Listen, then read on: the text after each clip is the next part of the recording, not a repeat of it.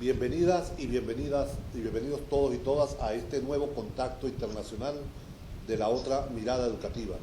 Hoy conversaremos desde Santiago de Chile con Paulina Contreras. Paulina es investigadora sobre políticas educativas y cultura escolar, además de ser vocera de Alto al CINCE. Paulina es una de las personas que más se ha dedicado en los últimos tiempos a estudiar el tema de la reforma educativa chilena. Sobre eso queremos conversar. Bienvenida, Paulina. Hola, muchas gracias. Paulina, a partir de la salida de Pinochet del gobierno, comienza a hablarse de una nueva ola de reformas educativas en Chile. ¿Han tenido una sola línea de trabajo o son distintas las líneas de trabajo en reforma educativa según los gobiernos que han estado estructurados en los últimos años en Chile? Bueno, yo creo que hay una línea común entre las distintas reformas educativas que tiene que ver con esta idea de avanzar en el Estado subsidiario hacia un Estado que podríamos llamar promotor subsidiario, o sea, que ya no solo entrega dinero a instituciones privadas para que cumplan con los servicios públicos básicos, que fue lo que sucedió durante la dictadura con el gobierno Pinochet, sino que buscan incentivar de alguna manera ciertas cuestiones que serían de interés público. Yo diría que esa es la línea que ha marcado todos los gobiernos post-dictadura hasta ahora. Y ahí han habido variaciones, por supuesto, pero yo diría más en términos tácticos que del proyecto o el modelo socioeconómico y cultural en Chile. En el último periodo, el periodo de Bachelet, en la propia campaña electoral se habló que el eje central de las políticas iba a ser la educación.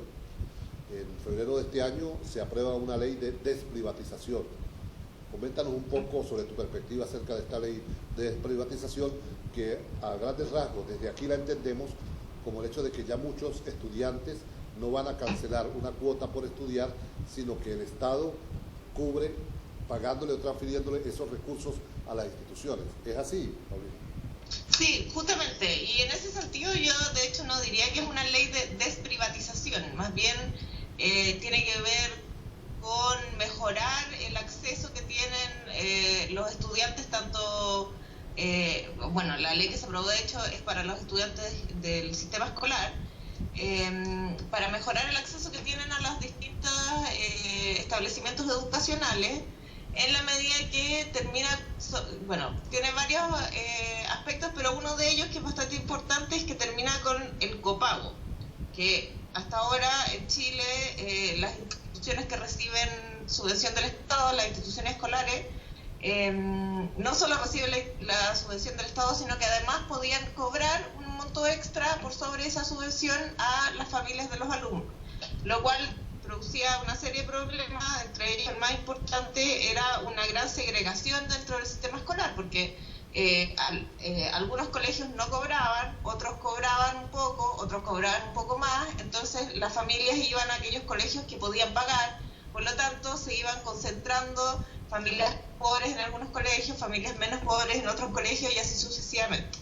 Entonces el fin del copago en ese sentido, por eso se llamó la ley de inclusión, porque buscaba principalmente terminar o disminuir en realidad, porque la segregación es cierto que tiene otras causas, no solo el copago es una de ellas, pero también hay segregación territorial, etc.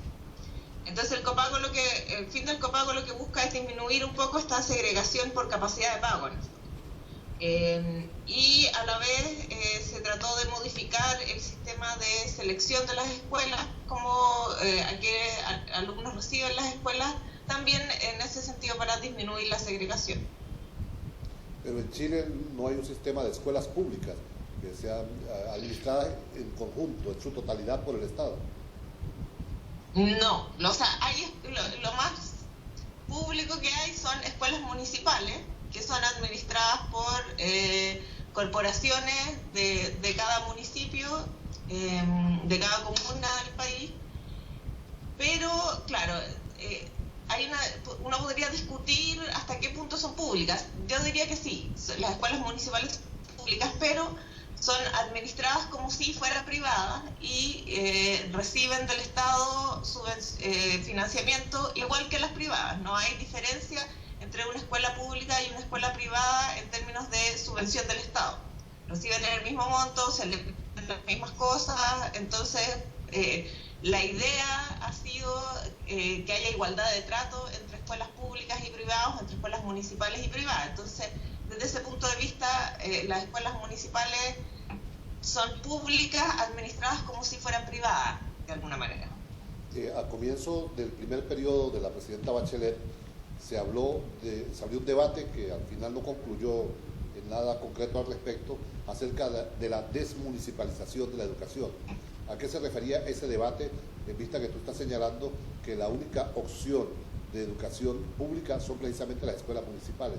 ¿Por qué se habló entonces de desmunicipalizar? Bueno, justamente por lo mismo que te menciono, la municipalización de la educación que ocurrió durante la dictadura ha traído una serie de problemas a la escuela pública, en particular la reducción de manera muy importante de la matrícula que atienden las escuelas públicas. Hasta antes de la municipalización, la mayor parte de los estudiantes en Chile iban a escuelas públicas, pero a partir de la municipalización que estuvo acompañada de la aparición explosiva de escuelas subvencionadas, particulares subvencionadas, donde era muy fácil abrir una escuela particular subvencionada y de esa manera recibir financiamiento del Estado, las escuelas municipales tuvieron que competir con estas nuevas escuelas privadas subvencionadas y por lo tanto su matrícula se fue achicando. Además, las escuelas municipales en general no pueden discriminar, no pueden no recibir a un alumno, ya sea por razones de rendimiento, de comportamiento, etcétera. Tienen que asegurar, porque el Estado tiene que asegurar la educación a todos los alumnos.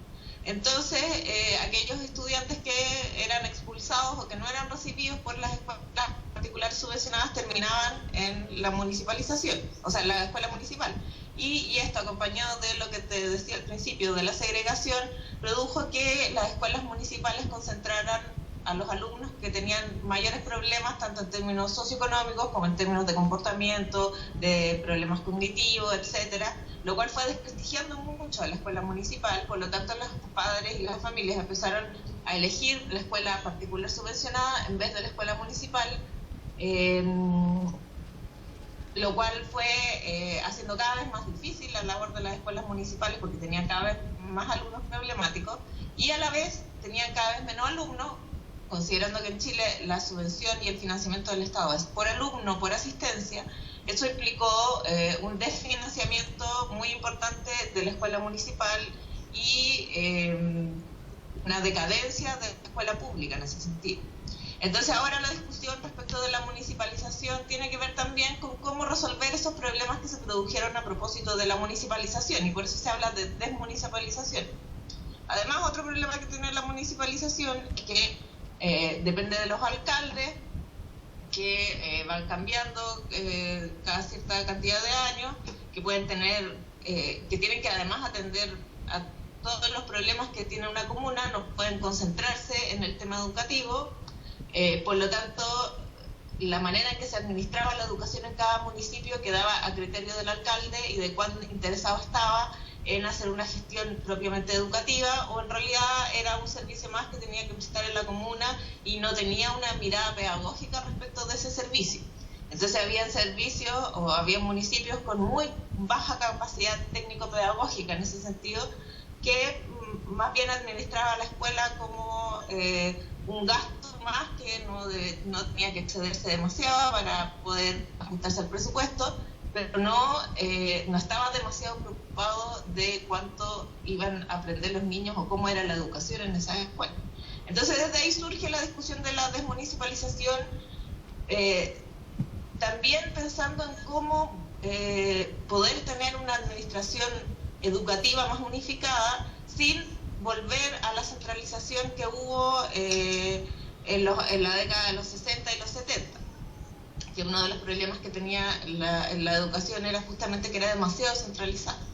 Entonces se ha pensado o se ha ha propuesto para la desmunicipalización una nueva estructura organizacional que le han llamado las agencias locales de educación, que sí, por un lado estarían localizadas en cada comunidad, pero a diferencia de lo que ocurría con la municipalización, estarían dedicadas exclusivamente a el tema educativo y por lo tanto deberían tener capacidades técnicas apropiadas para llevar adelante la gestión de la educación en particular. Eso a grandes rasgos. Evidentemente, la dictadura de Pinochet fue el periodo en el cual se mercantiliza la educación, se privatiza y se mercantiliza.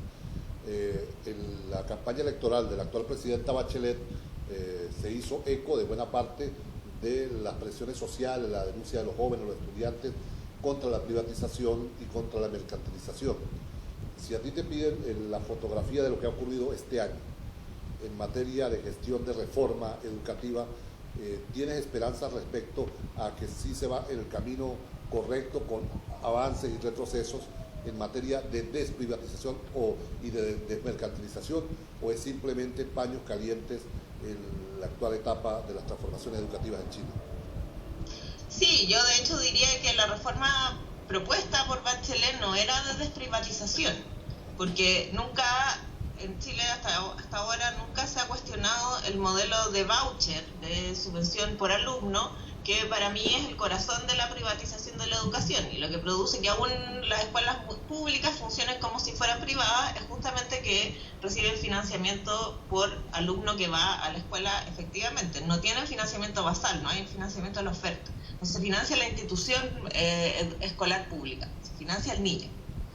Entonces, eso nunca ha estado, no estuvo en el programa de Bachelet cuando se presentó como candidata y tampoco ha estado en la agenda de reformas que ha ocurrido hasta ahora. Además, las reformas que ha hecho Bachelet, como te decía, no son, creo yo que no buscan la desprivatización, pero sí aminorar los efectos que ha tenido la mercantilización de la educación a propósito de la segregación, la deficiencia de los establecimientos públicos, etcétera. Y aún en eso ha encontrado gran oposición, tanto desde la derecha, la oposición oficial, como desde dentro de su propia coalición. La nueva mayoría, que es esta coalición que se creó para las últimas elecciones, es bastante diversa en términos políticos, y si bien hay algunos que les interesa hacer reformas importantes, específicamente en educación y en otras áreas también, hay otro sector que también es muy importante, que le interesa conservar el modelo de desarrollo tal cual está, haciéndole algunos ajustes, pero no haciendo cambios profundos. En materia de formación docente, es decir, de aseguramiento en la educación, en la formación inicial de los docentes, como en la formación permanente, ¿qué se está haciendo en Chile en la actualidad?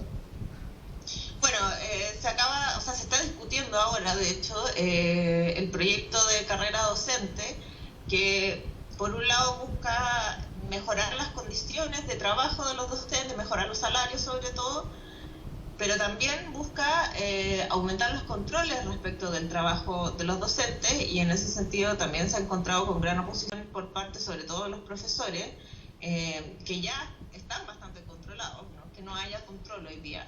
Están controlados a través de cuestiones como este sistema de medición de la calidad de la educación, que es una prueba estandarizada nacional, que está asociada a bonos por desempeño, que está asociada a metas que tienen que cumplir los establecimientos educacionales.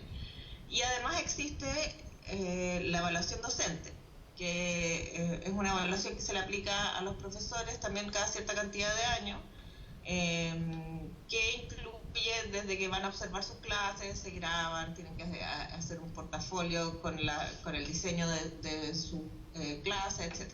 Eso existe hoy día. Entonces, con el proyecto de carrera docente, lo que se pretendió inicialmente fue incorporar a lo que ya existe de evaluación docente, también otra evaluación estandarizada que me diera conocimientos y además que fuera habilitante para ejercer la profesión profesor, lo cual encontró mucha resistencia y finalmente, al menos el que la prueba fuera habilitante perdió. O sea, probablemente eso no va a ser así, pero sí lo que se está discutiendo ahora es que va a haber varias evaluaciones que va a ser lo que les va a permitir a los docentes ir mejorando sus salarios a lo largo de su carrera. Entonces, dependiendo de su desempeño en estas evaluaciones, van a poder obtener mejores salarios, lo cual, bueno, como te digo, también ha encontrado gran oposición dentro de los docentes y tenemos que ver cómo resultan las negociaciones para ver qué sale de eso y cómo termina finalmente esta carrera docente. Y en términos de formación inicial, también la misma mercantilización que ha habido en el nivel escolar ha ocurrido incluso más fuertemente en el nivel terciario, en la educación superior. Por lo tanto, la calidad de los programas o los perfiles de formación dependen exclusivamente de las instituciones que imparten y el Estado tiene poco o ningún control al respecto. Lo único que hay es la agencia de calidad que certifica que las instituciones tienen una calidad suficiente para funcionar, pero eso en términos muy gruesos. O sea, no hay un organismo especializado que defina cuáles son los mínimos que debería tener la formación inicial docente. Entonces se ha hablado mucho de la necesidad de poder fortalecer la formación inicial docente, pero tampoco está muy claro cómo hacerlo en el contexto de una educación de mercado donde cada institución ofrece lo que quiere, básicamente. Tú señalabas, vayamos a la evaluación docente. Entiendo que lo que señalabas es que hay una prueba que habilita, que es posterior a egresar de los estudios universitarios de docente. Es decir, exacto. No basta tener el título docente para poder tener un puesto de trabajo. Además de tener el título, hay que ir a una prueba para poder ingresar. Claro, esa era la propuesta inicial, pero como te digo, eso al final, porque los docentes en su resistencia a esta legislación estuvieron en paro mucho tiempo y se produjo un conflicto importante entre los docentes y el gobierno. Por lo tanto, esa opción de que la prueba fuera habilitante no ganó y probablemente no va a ser de esa manera ahora. Igual va a haber una prueba, pero va a ser para mejorar el salario más que para que te habiliten como profesor para ejercer la profesión. Es decir, durante el ejercicio de la carrera hay varias pruebas que te permiten clasificarte en los diferentes pasos de la carrera docente. Claro. Y a ese respecto sí hay consenso entre las autoridades y los docentes. Mira, lo que no hay, o sea, hay cierto consenso en que va a haber evaluación, eso de todas maneras. Lo que no está claro todavía es cómo va a ser esa evaluación. Si va a ser una prueba de conocimiento o en qué momento va a haber una prueba de conocimiento. A ver, lo último que se estaba discutiendo es que hubiera una prueba de conocimiento al principio de la carrera, 2 o 4 años después de que los profesores comienzan su ejercicio docente, y después las evaluaciones siguientes, más que una prueba, serían lo que ya hay en términos de evaluación docente, que es este portafolio, observación de aula, que tiene que ver más con evaluar el ejercicio docente que con evaluar los conocimientos disciplinares que tienen los docentes, que era la idea original. Cuéntanos un poco más respecto al video de clase que se graba para evaluar docentes. Colombia acaba de anunciar que modifica la evaluación basada en pruebas por el modelo de video que se aplica en Chile. Cuéntanos un poco más al respecto. Bueno, como te digo, la evaluación docente hoy día tiene varias partes. Una, que yo diría que tiene principalmente 3 partes. Una es el portafolio, otra es la grabación de una clase y otra es la evaluación de pares, el par evaluador. El portafolio consiste en diseñar una unidad completa, básicamente. De hacer la planificación, especificar cuáles van a ser las actividades que se van a realizar, cuáles son los objetivos, etc. Todo lo que considera el currículum.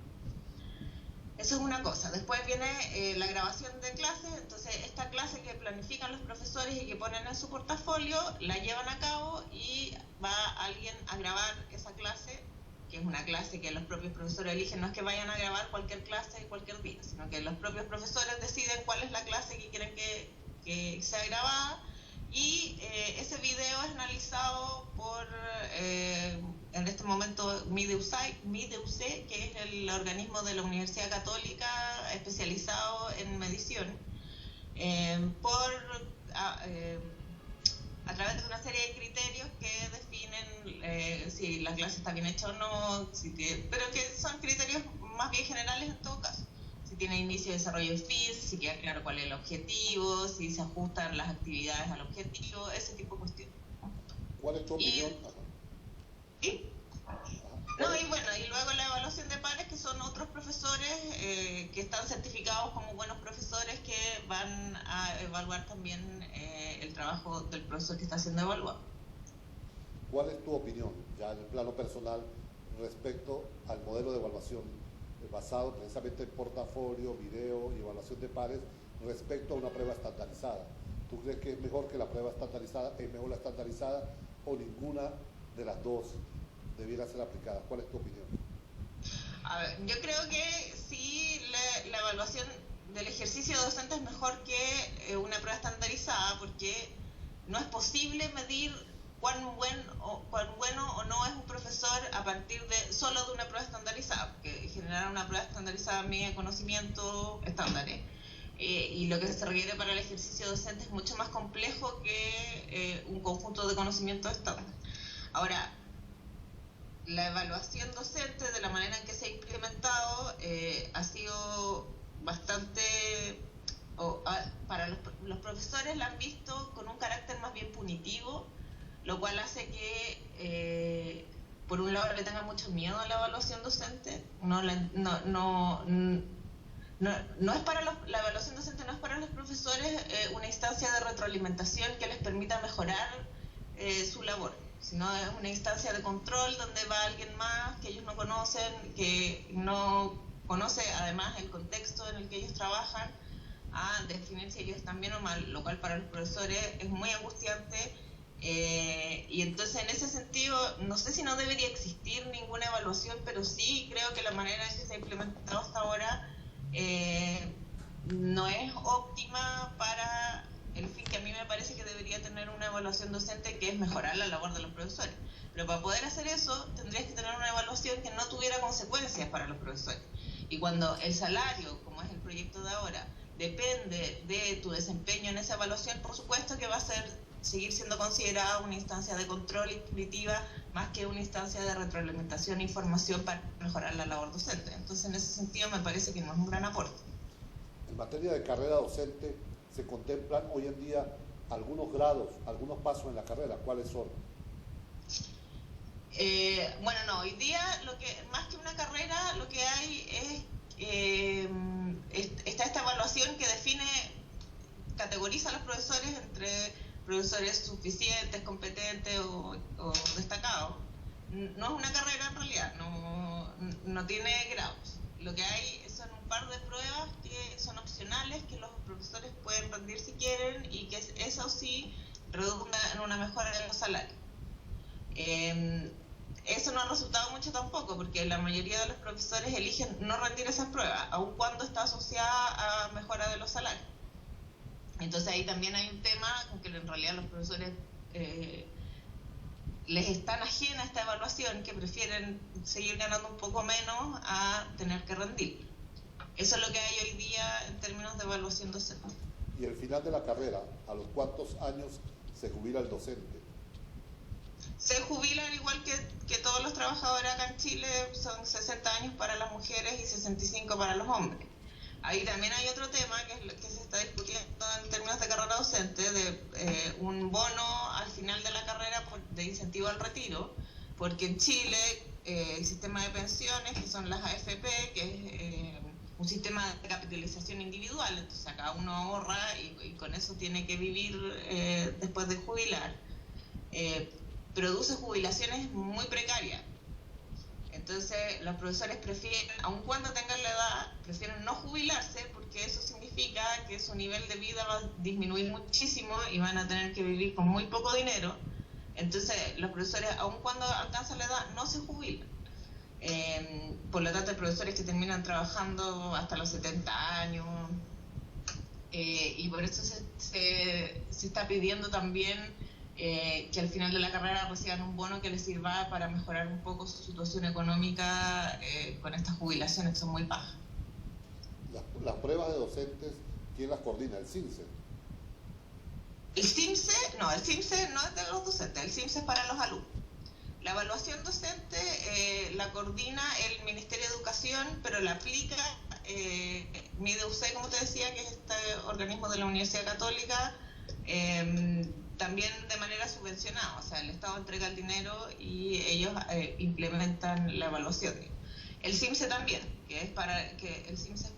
se suponía que era para evaluar los aprendizajes de los alumnos.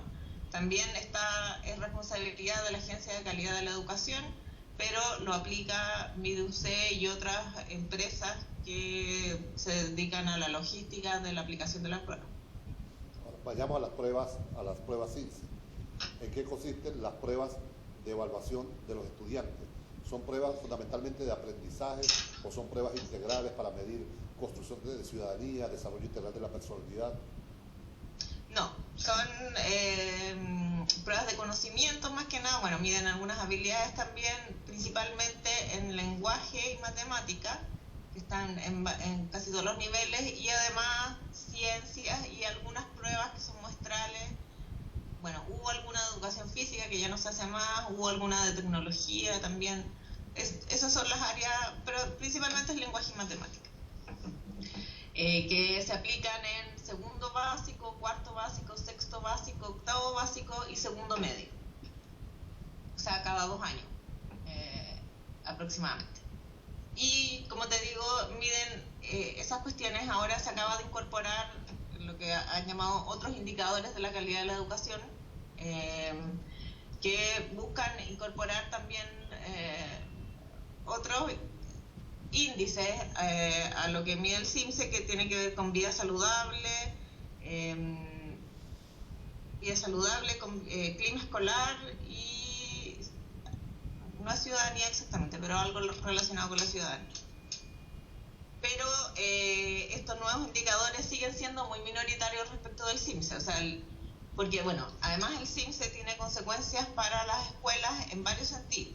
Por ejemplo, las escuelas, a partir de la nueva ley de la Agencia de Calidad de la Educación, son clasificadas en 4 categorías dependiendo de su desempeño en el CIMSE.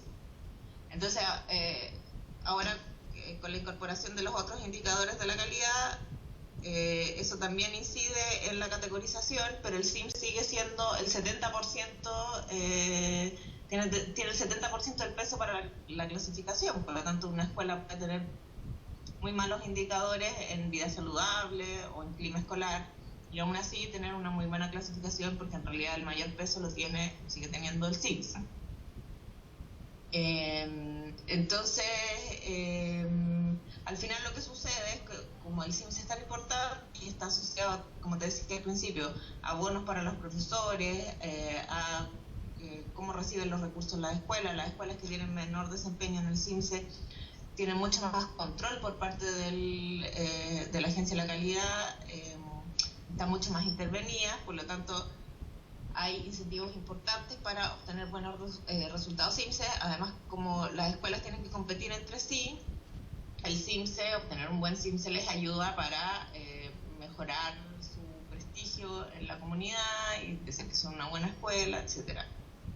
Por lo tanto, lo que terminan haciendo las escuelas es dedicarse a entrenar a sus alumnos para que obtengan el mejor puntaje posible en el CIMSE y así puedan obtener todas las regalías asociadas a eso.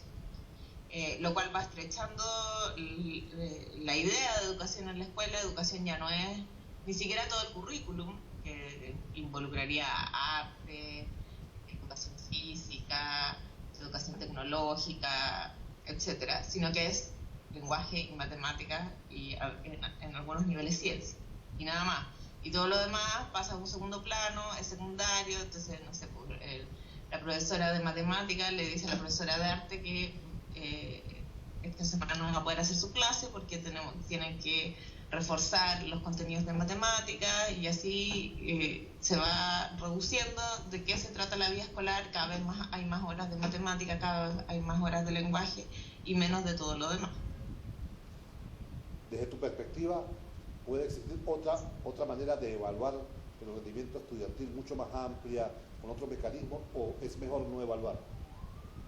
No, yo creo que evaluar es central, es muy importante, pero creo que también que la vida escolar es compleja.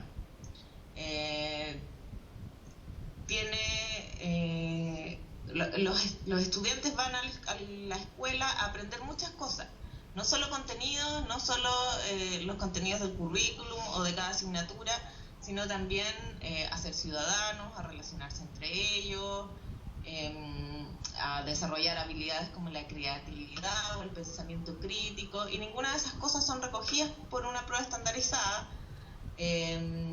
Por lo tanto se invisibilizan, y aunque una escuela lo haga muy bien en esos aspectos, puede igual aparecer o ser considerada como una mala escuela. Entonces, en ese sentido, creo que la evaluación debería ser tan compleja como la vida escolar, y no debería afirmarse o apoyarse en un solo instrumento, en una sola herramienta para poder hacer esa evaluación.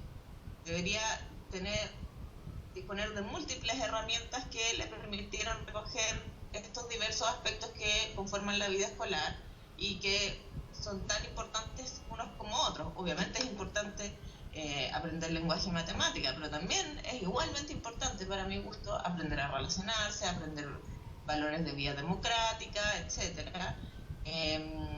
Por lo tanto, eso debería tener un peso equivalente a lenguaje y matemática.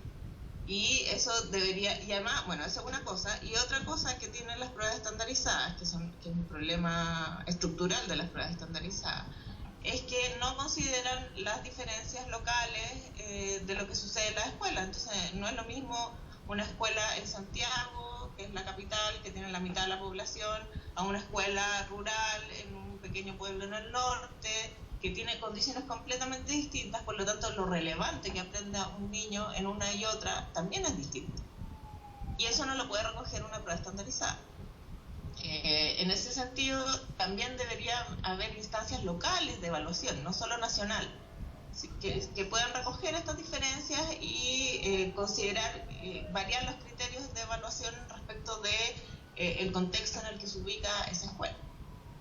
Ahora, en materia de coherencia pedagógica, actualmente tú consideras que en Chile existe coherencia entre la propuesta curricular, el modelo curricular, los modelos didácticos y los modelos de evaluación, para citar solo tres de los componentes? En teoría quizás sí, en la práctica no, en lo absoluto. O sea, lo que pasa en las escuelas, de hecho, es que pocas veces hay coherencia entre esos tres aspectos.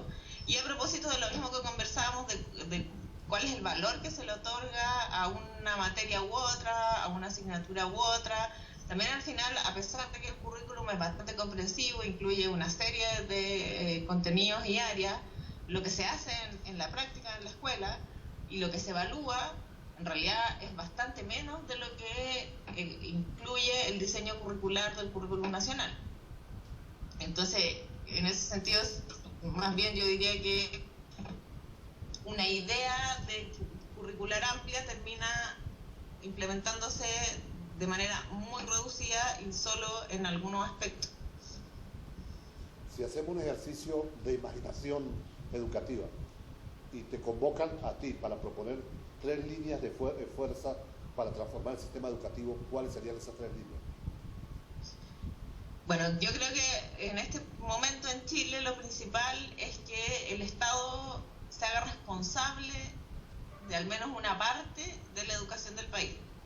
Porque en este momento en realidad más bien lo que hace es promover ciertas cuestiones por sobre otras, pero no tiene mucha autoridad ni mucha responsabilidad respecto de lo que sucede en la escuela. Entonces, lo que se ha hecho en Chile es responsabilizar a los administradores de las escuelas lo que a su vez significa que los administradores responsabilizan a los profesores responsabilizan a la familia, pero el Estado nunca es responsable de lo que pasa en la educación.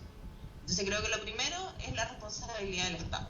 Y la responsabilidad del Estado, creo yo, debería pasar por un financiamiento preferencial para instituciones públicas que impartan educación, porque no puede ser que el Estado financie igual a una institución que le es propia, que es del Estado, que a una institución que es privada, que se maneja con otros criterios, pues ya sea con criterios económicos o ideológicos, lo que sea, pero no tienen que ver con el bien público, sino que tienen que ver con un proyecto específico de un grupo o de una persona.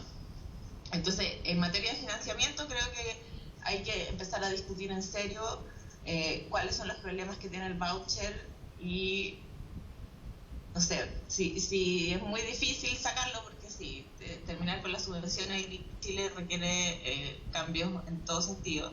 Al menos que por sobre ese voucher haya financiamiento basal a las instituciones públicas.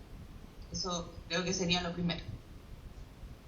Además, en términos de evaluación, como conversábamos antes, diversificar y localizar las formas de evaluación que sean de distinto tipo, que sean, puede ser medición, pero que también hayan evaluaciones cualitativas, hayan evaluaciones entre pares, que también la escuela pueda evaluar las condiciones en las cuales tiene que desempeñar la educación, porque hoy día el Estado le exige a la escuela que cumpla con ciertas metas, que se haga responsable de lo que sucede en la escuela, sin otorgarle las condiciones que la escuela necesita para hacer eso.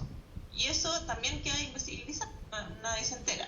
Entonces, la escuela, si a la escuela le vas a exigir que tenga una buena calidad de la educación, por ejemplo, bueno, ¿qué condiciones estás dando como Estado para que eso suceda? Y eso tendría que poder evaluarlo en la escuela. En términos de formación docente, creo que es un tema muy complejo, creo que sí debería haber al menos un acuerdo mínimo respecto de qué es lo que se espera de la formación inicial en Chile, que es lo mínimo que debería saber todo profesor que vaya a hacer clase en una escuela, y también aumentar la regulación de las instituciones privadas que imparten carreras de educación, y fortalecer, por otro lado, la formación inicial en pedagogía en aquellas instituciones que son del Estado, que son las escuelas, o sea, las universidades públicas, se supone. Yo creo que esos tres aspectos serían los mínimos para empezar a conversar respecto de un cambio importante en el sistema educativo en Chile.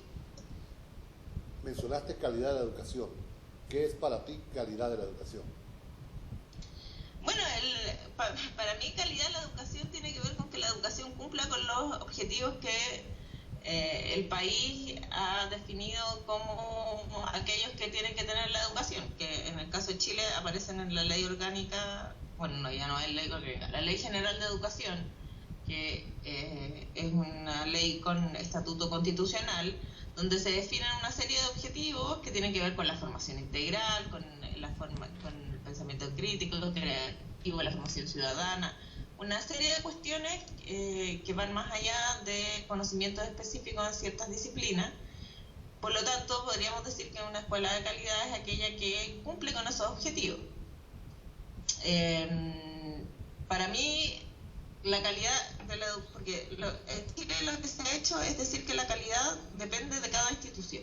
Cada uno define individualmente, o no individualmente, pero cada escuela define qué es una buena educación.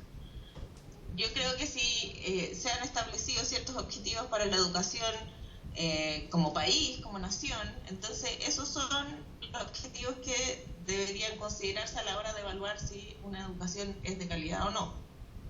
Eso creo yo que sería una buena educación.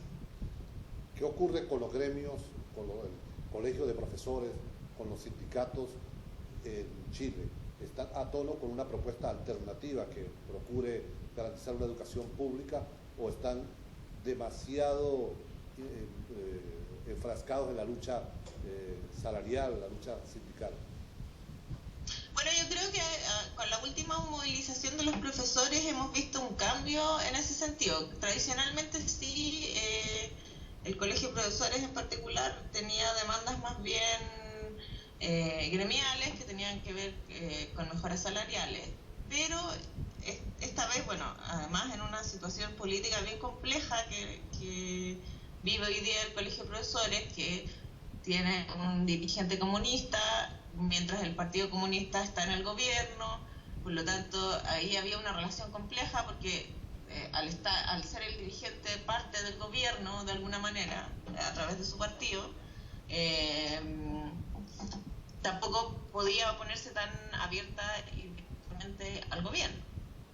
Pero lo que sucedió fue que los profesores, tanto profesores que eran parte del colegio de profesores como aquellos que no estaban colegiados, porque en Chile la mayoría de los profesores no son parte del colegio de profesores.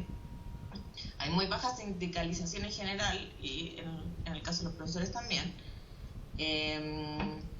Estos profesores empezaron a juntarse y organizarse y conversar respecto del tema de carrera docente en particular, y desde ahí empezaron a surgir, sí, demandas salariales, pero también otras cuestiones que tenían que ver, por ejemplo, con lo que llamaron el agobio laboral.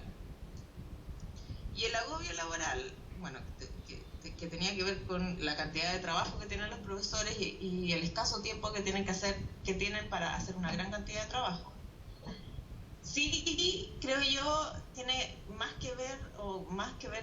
directamente que ver con las condiciones en las cuales tienen que trabajar los profesores, y por lo tanto es una discusión mucho más pedagógica que simplemente hablar de salario.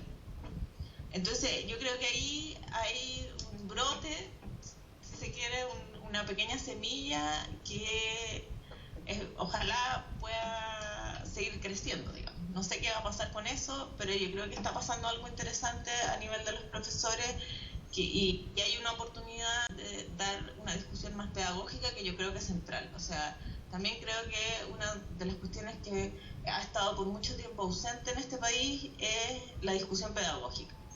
La discusión en educación es más económica que pedagógica. Y yo creo que eso produce ciertos... que no seamos capaces de mirar o de imaginar salidas diferentes a las que hemos concebido hasta ahora. Porque hay que mirar el problema desde el punto de vista pedagógico y no solo económico. Pero eso requiere un desarrollo importante de la discusión que yo creo que falta todavía. Paulina, para ir cerrando esta entrevista, nos gustaría que le dirigieras un mensaje a los maestros, las maestras, los profesores que en distintas partes del mundo resisten a la privatización y a la mercantilización de la educación. Bueno, yo creo que la labor de los profesores es muy difícil en ese sentido. Tienen muchas cosas en contra. Es muy difícil abrir discusiones, reflexionar respecto de la labor pedagógica, cuáles son las condiciones de esa labor pedagógica, cómo se relaciona lo que hace el profesor cada día en su clase con un sistema económico y social. Pero a pesar de que eso es muy difícil de hacer, es imprescindible en este momento. Si vamos a pelear en contra de la privatización y la mercantilización de la educación, es nuestro imperativo moral, si se quiere, dar esas discusiones y profundizar y poder llegar a tener una propuesta de un sistema distinto, lo cual requiere desde atreverse a conversar, que ya es bastante, hasta atreverse a imaginar otra cosa. Y yo creo que eso es fundamental hoy día. O sea, la mercantilización y la privatización en educación nos ha ganado muchísimo terreno, y son los profesores los que tienen la autoridad pedagógica para pensar otra cosa. Y entonces dependemos de ellos, todos dependemos de ellos para poder mejorar nuestra educación. Gracias, Paulina. Conversamos hoy desde Santiago, Chile, con Paulina Contreras, especialista, investigadora en políticas públicas y cultura escolar. Gracias, Paulina, por tus reflexiones, por tu opinión para La Otra Mirada Educativa. Gracias a ti.